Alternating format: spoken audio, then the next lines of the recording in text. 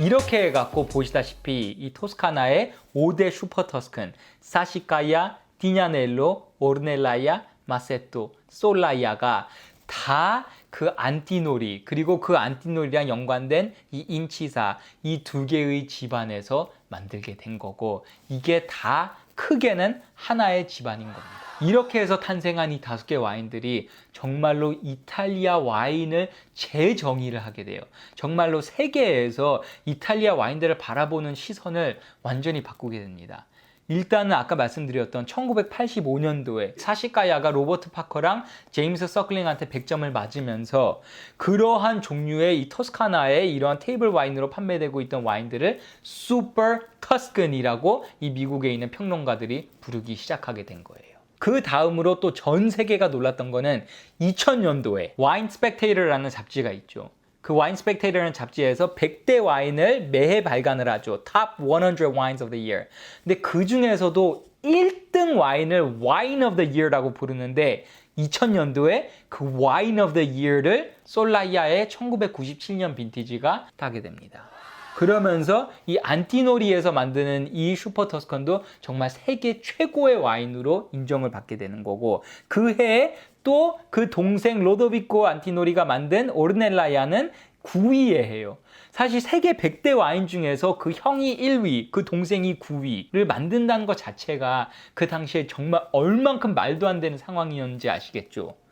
근데 거기에다가 그 다음에 2001년도에는 오르넬라야가 또 아예 1등을 해버려요. 1998년 빈티지가. 그러니까 거의 진짜로 이 집안에서 그냥 다 해먹고 있는 거예요. 정말로 이 슈퍼 터스컨들이 세계 최고의 와인들이구나 라는 것을 공식적으로 인정을 받게 된 거예요. 그리고 이 5대 슈퍼 터스컨들에 있어갖고 가장 최근에 다시 뭔가 full circle로 돌아온 것 같은 게 2018년도에 또 이 와인 스펙테이터 명단에 있어서 1등을 한 게 바로 이 슈퍼 터스큰 중에서 가장 최초 원조로 인정받는 사시카야가 또 2018년 재작년에 1등을 하게 됩니다. 그래서 현 시점에서도 지금 와인 서처에서 그냥 전 세계 모든 와인들을 대상으로 하는 Most Searched Wine 명단 탑 100을 보면은 그 중에서도 사시카야가 10번째에 있어요. 그러니까 탑 10에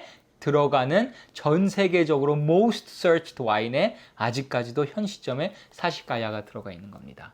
그 정도로 이 슈퍼 터스컨들의 스토리는 정말로 이 이탈리아 와인에 있어갖고 거의 이탈리아 와인을 이끌어간 스토리라고 볼 수가 있어요. 이 와인들의 위상은 세계적뿐만이 아니라 국내에서도 사실 엄청 사랑을 받게 됐고, 그 중에 가장 대표적인 게 이 사시카야가 이건희 와인이라고도 불리는 겁니다. 이건희 회장이 이전에 이제 뭐 명절이나 이럴 때 계열사 사장들이나 임원들한테 이 사시카야 와인을 많이 선물을 해줬었어요. 그래서 사시카야가 이건희 와인이라고 불리기도 하는 겁니다. 그런데 이 5개의 슈퍼 터스컨 와인들에 있어갖고 사실 아까 말씀드렸다시피 원래 이 와인들의 태생은 정말로 안티노리, 그리고 안티노리랑 연결되어 있는 이 인치사, 이 2개의 가문에서 시작된 와인들이 맞는데 현재 시점에서는 이 집안에서 이 와인들을 다 갖고 있지는 않아요. 로도비코 안티노리가 만들었던 이 마세토랑 그 다음에 오르넬라야, 이 2개 와인을 만드는 그 테누타 델로르넬라야라는 그 와이너리 전체가 사실상은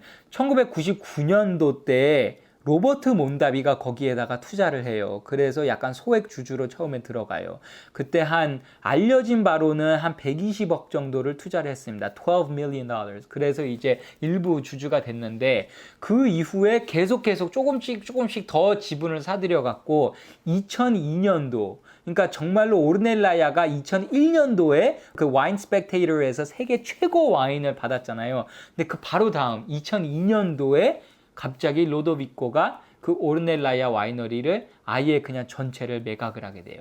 그래서 그때 그것을 사는 게 거의 그냥 50대 50으로 산 게 로버트 몬다비가 50%를 사고 나머지 50%가 그 토스카나 지방에서 키안티랑 브루넬로 디 몬탈치노를 만드는 걸로 유명한 또 정통이 있는 와인 회사 프레스코발디 이 두 개의 와이너리에서 같이 해갖고 이 오르넬라야를 삽니다. 사실 이 로도비코가 오르넬라야를 왜 팔았는지에 대해서는 여러 가지 설이 있어요. 자금 관리를 잘 못했다는 얘기도 있고 여러 가지 얘기가 있는데 이거에 대해서는 약간 좀 더 구체적으로 이 몬도비노라는 다큐멘터리에서 다루기 때문에 관심 있는 분들은 몬도비노를 한번 보시면 되는데 어쨌든 그래서 이 두 회사가 같이 해갖고 한 $30 million, 한 300억 원 조금 넘게 해갖고 이 오르넬라야 와이너리를 사들이게 되는 거예요. 근데 거기서 끝나는 게 아니라 2004년도에 갑자기 로버트 몬다비가 본인의 회사 자체를 또 팔아버려요. 컨스텔레이션 브랜드라는 회사에다가 이 로버트 몬다비가 자기 회사를 파는데 그때 판매 가격은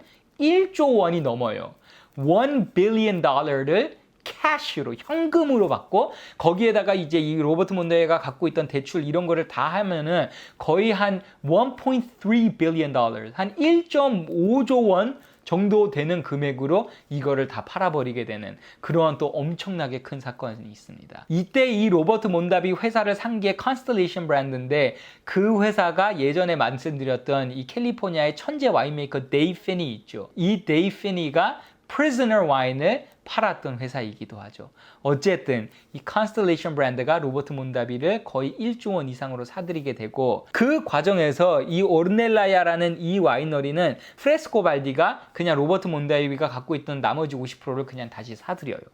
그래서 현재 이 오르넬라야라는 회사는 이 프레스코발디에서 이제 소유를 하고 있게 되는 겁니다. 이렇게 해갖고 제가 이제 5대 슈퍼 터스컨에 대한 탄생 이야기를 말씀을 드렸는데 이 5대 슈퍼 터스컨에 대한 말씀을 드리고 나서 이 타이밍에 다음으로 말씀드리면 굉장히 좋은 게 바로 이탈리아의 와인 등급 체계예요. 왜냐면은 이 와인 등급 체계가 이 슈퍼 터스컨의 이야기랑 밀접하게 연관이 되어 있기 때문이죠.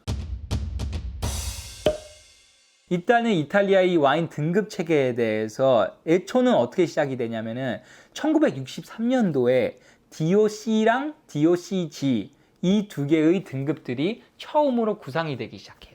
그래서 이탈리아의 와인들도 이제 세계 나머지 이제 외국 사람들이 살 때 조금 쉽게 이러한 등급을 알아볼 수 있는 게 있으면 좋겠다. 이런 생각으로 그러면 DOC라는 개념을 붙이면은 정말로 그냥 약간 품질이 저품질인 그냥 테이블 와인의 품질이랑 조금 구분을 지어줄 수 있지 않겠느냐. 라는 생각으로 처음에 1963년도에 그 DOC가 만들어지게 된 거예요. 그래서 그 DOC라는 것을 받기 위해서는 이 지역 단위로 DOC가 구분이 돼요. 예를 들어서 키안티 지방의 DOC, 아니면은 브루넬로 디 몬탈치노 지방의 DOC, 바롤로 DOC, 바르바레스코 DOC 이렇게 각 지역으로 나누어지는 거고 그 지역에서 DOC를 받기 위해서는 그 지역만의 룰이 있어요. 그래서 포도는 이러한 품종들을 써야 되고 알코올 도수는 몇 도 이상 돼야 되고 그 포도의 블렌딩은 각각 몇 프로를 어떻게 블렌딩을 할 수 있고 이러한 그 지방 고유의 그 지방의 전통을 잘 나타낼 수 있을 것 같다고 생각하는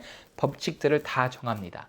그래서 1963년도에 이게 개념적으로 처음에 만들어지고 1966년도서부터 이제 실질적으로 그게 각 지역에다가 배정이 되기 시작해요. 그래서 가장 처음으로 66년도에 DOC를 받았던 지역들이 뭐 바롤로 바르바레스코, 브루넬로 디 몬탈치노, 비노 노빌레 디 몬테풀치아노 이러한 지역들이 있죠. 그 바로 다음에 1967년도에 이제 키안티가 또 DOC를 받게 돼요. 그래서 키안티 지역의 와인들도 키안티만의 룰을 따르면은 DOC라는 표시를 달고선 팔 수 있게 된 거예요. 근데 여기에서 이제 저희가 아까 배웠듯이 1967년도에 이 키안티를 달고선 이제 팔 수 있게끔 만들었는데 1974년도에 이제 티냐넬로가 나온 거잖아요. 티냐넬로가 1974년도에 이 71년도 빈티지를 딱 출시를 했는데 그때 거기에 그 화이트 와인의 비중을 10% 아래로 썼죠. 그래서 그 DOC에 안 맞아서 테이블 와인으로 판매가 되기 시작한 거예요. 이런 식으로 약간 슈퍼 터스컨 와인들이 어쩔 수 없이 DOC의 등급에 못 미치다 보니까 이 요건에 그냥 테이블 와인으로 판매가 되기 시작했던 거예요. 그래서 간단하게 이 시기까지만 해도 그냥 두 개의 단계가 있었다고 생각하면 돼요. DOC 그리고 비노 다 따볼라.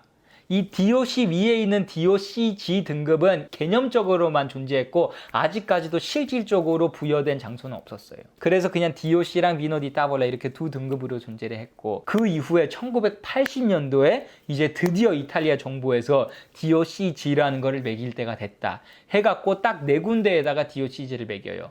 바롤로 바르바레스코, 브루넬로 디 몬탈치노, 그리고 비노 노빌레 디 몬테풀치아노.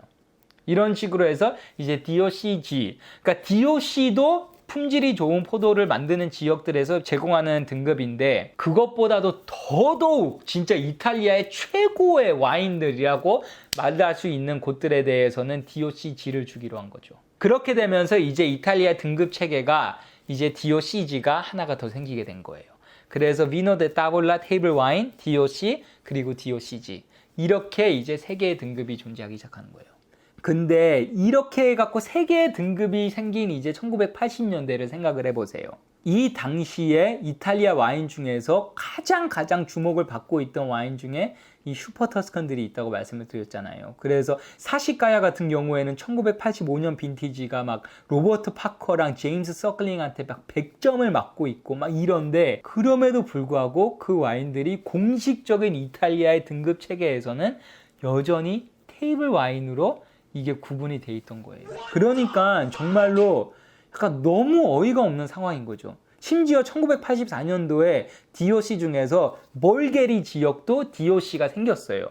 근데 이 사시가야가 있는 이 볼게리 지역에서 DOC를 만들 때는 화이트 와인이랑 로제 와인에 대해서만 이 DOC 등급을 매겼고, 여전히 레드 와인은 그 대상이 안 돼갖고 사시가야는 아직까지도 테이블 와인으로 판매가 됐던 거예요.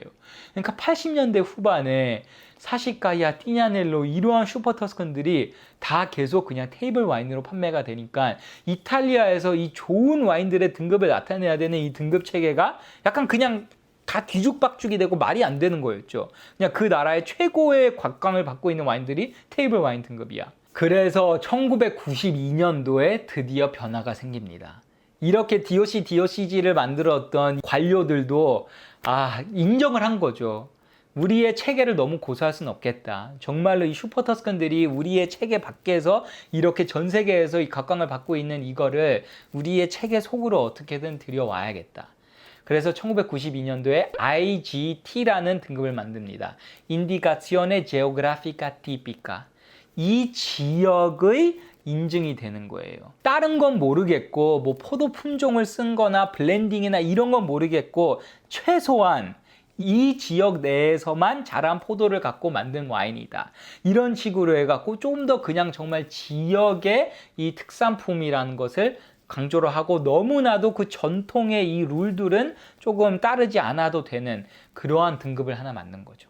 그렇게 됨으로써 슈퍼 터스칸들이 사용하는 포도 품종이나 블렌딩 때문에 이 DOC나 DOCG를 못 받고 있던 많은 와이너리들이 이제 이 IGT 등급은 받을 수 있게 된 거예요. 그래서 여태까지는 이 테이블 와인으로만 평가를 받던 이 슈퍼 터스칸들이 이제는 별도의 자기네들이 그래도 주장할 수 있는 등급 IGT라는 것에 이제 부여를 받게 됩니다. 그리고 그 2년 후에 1994년도에는 한 발 더 나아가서 이 벌게리라는 지역에 있는 이 슈퍼 터스칸 와인들은 정말로 이제는 이탈리아 와인에 약간 빼놓을 수 없는 일부가 됐다 해갖고, 그 지역의 볼게리 DOC가 원래는 화이트 와인이나 로제만 포함하던 게 이제는 레드 와인까지도 포함을 하도록 법을 바꾸고, 그 레드 와인을 포함할 때 그 레드 와인에서 쓸 수 있는 포도 품종의 기준을 이 이탈리아의 전통적이지 않았던 이 보르도의 이 메를로, 까베르네 소비뇽, 까베르네 프랑 이런 것들을 마음껏 쓸 수 있도록 이 룰을 정정을 해요.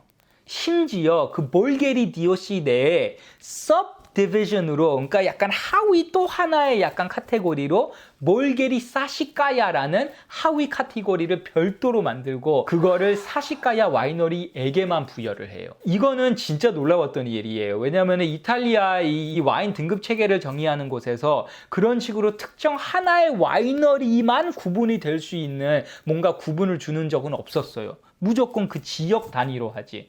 근데 처음으로 볼게리 사시가야라는 그 사시가야 와이너리에서 만든 와인만 받을 수 있는 그런 구분을 만들어요. 심지어 이 구분은 2013년도에 아예 또 별도의 DOC가 돼버렸어요. 원래는 볼게리 DOC 안에 있던 하나의 구분이었는데 2013년도에는 별도의 볼게리 사시카야라는 하나의 새로운 DOC가 만들어진 만큼 이제는 정말로 이탈리아 정부에서도 이 사시카야라는 와인의 중요성을 인정을 한 겁니다. 심지어 많은 사람들은 이 볼게리 사시카야 DOC가 또 조금만 더 지나면 DOCG의 등급까지 받을 거다라고 볼 정도예요. 이렇게 해갖고 이탈리아의 현재 저희가 알고 있는 등급 체계가 완성이 되게 된 겁니다. 그래서 많은 경우 피라미드로 DOCG, DOC, IGT, 그 다음에 미너다 따블라 테이블 1 이런 식으로 구분을 하는데 오늘의 이 스토리에서 알 수 있다시피 그게 그렇게 간단한 게 아닙니다. 많은 경우 이 IGT에 속해 있는 와인들이 이 DOCG를 받은 와인보다도 더 비싸고 더 사랑받고 더 품질이 뛰어난 경우도 많습니다. 그래서 이 슈퍼 터스컨의 스토리를 바탕으로 해갖고 이 이탈리아의 등급 체계를 이해하면은 도움이 될 것 같습니다. 와, 진짜 어떻게 이럴 수가 있죠? 어떻게 이 하나의 집안에서 그냥 통째로 그 나라 전체의 이 와인 문화를 아예 그냥 바꾸고 깨부시고 아예 새롭게 재정의할 수가 있죠. 이거를 정말로 피에로 안티노리, 로도비코 안티노리, 그리고 마리오 인치사 이 인물들의 마이웨이를 통해 갖고 정말로 아예 그냥 그 사람들에게 이 이탈리아의 이 등급 체계 시스템이 맞춰지도록 하는 반란자, 반항아, 매브릭 이 주어진 벽과 주어진 규율과 이런 것들을 깨부시는 진정한 혁신가들의 스토리입니다. 나는 너의 알라딘 아니야. 지켜주는 알라신도 아니야. 그저 혼자 가만히 기다리던 주인이 바로